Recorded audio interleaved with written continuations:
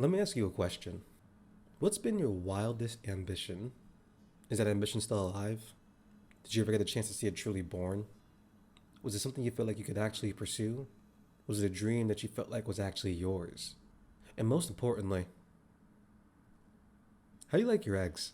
There are no wrong answers to that, besides fing fertilized. Unless you were actually trying for a baby while you're watching this video, which in that case, go at it. But otherwise, please retire that joke. Arctic Eggs has you playing as the lowly poultry peddler, a resident of the cyberpunk reminiscent community stuck in Antarctica. And it's not the regular kind of stuck like traffic or a boring conversation, but instead more like the kind of stuck where if you try to leave on your own, you get imprisoned, beaten, and then made to carry a pan everywhere to cook food at a moment's notice. In your new role post-escape attempt, your only job is to feed the other hungry people using your illegal eggs. In addition to tuna, cigarettes, sausage, bacon and cigarettes, drinks, eggs, and cigarettes, and somehow still more. Which makes this a wonderful time to finally get into what makes this game so great and I think worth playing. It's funny, dude.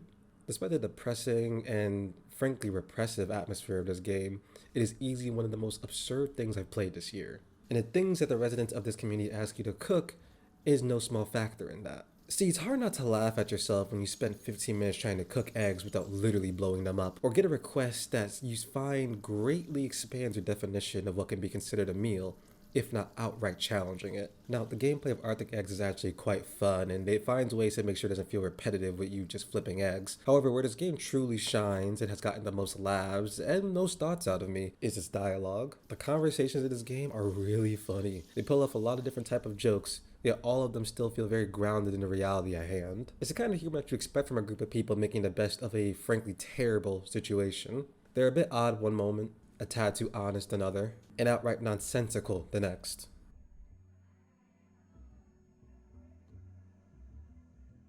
See, you end up falling into this excitement of waiting to see what the next wild thing you're gonna read is. At least, that's the false sense of emotional security this game lulls you into, right up until it hits you with a line like this.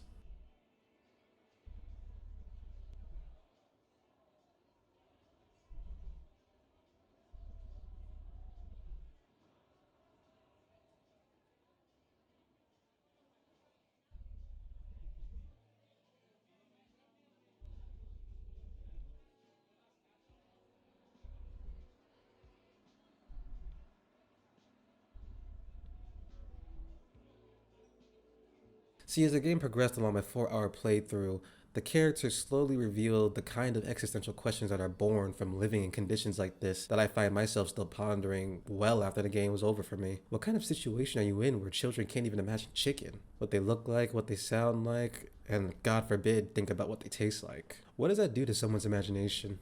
How do they imagine in a place like this? What happens to a person's dreams in a place like this? What kind of dreams can you have?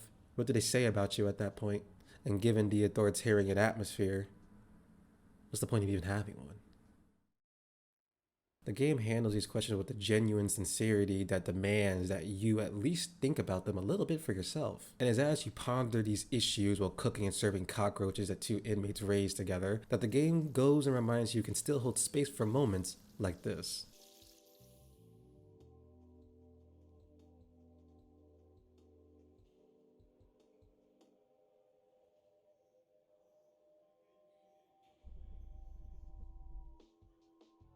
And what's great about these moments is that they don't make the experience jarring at all. I think instead it's actually a real showing of a game that understands the themes that are born from its setting. Because both its serious and comedic moments fit that setting very well. They each enhance the other to paint a fuller picture of what's happening under the reign of the Saints of Six Stomachs. Yes, that's the actual name of the leader of this place. I purposely omitted it at the beginning because it's really funny just to include at the end, because what the is the Saint of Six Stomachs? It's this. Partially at least. Ridiculous name of the Overlord aside, the game aims to show you that even in these desolate conditions, a full range of personalities can still be created, still wanting to live life by whatever means are available. Arctic Eggs gives us a cast of characters who aren't dying and honestly don't feel like they're in the traditional survival mode that you might feel out of, say, a zombie video game, for example, where things feel desperate to the point of questioning everyone around you. Instead, it gives us a cast of people who, in their own ways, often unhealthy, are coping. Coping with the fact that this is their today. coping with the fact that it was there yesterday, coping with the fact that it's probably going to be there tomorrow. Introspective Lamaus aside, there's a couple of things I really like about this game. One of them being that I absolutely love the way the camera moves around during conversations. It was a really smart choice to make it dynamic. It kind of forces you to pay attention to the way it's being used and makes you quickly realize that the way it's being done actually enhances the scenes that it's playing out. Whether that scene be capturing the exhilaration of dancing at what may actually be the only club left in Antarctica, or emphasizing the deep melancholy you may feel after seeing someone lose themselves more and more, all because of another one's love.